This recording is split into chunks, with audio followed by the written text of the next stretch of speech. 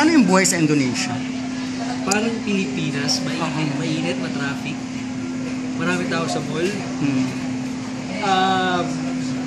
Ano lang po, siguro dahil pagdating ko dun may sumabog agad na bomba, di agad kami nakalabas for a week. Kasi delikado daw, baka may sumunod na gano'n.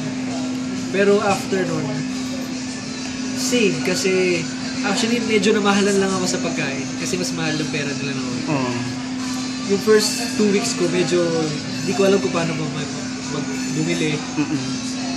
Kaya talaga yung nagkaroon ko ako ng teacher. Pinaturo ko po agad paano mamalengke, ano yung sasabihin ko sa supermarket, sa pagkain. Kasi yun po yung nahihirapan kami. Hindi ako makakain kasi hindi ko makausap yung mga bilihan. Saan sa Indonesia mismo? Sa Jakarta po. Jakarta mismo.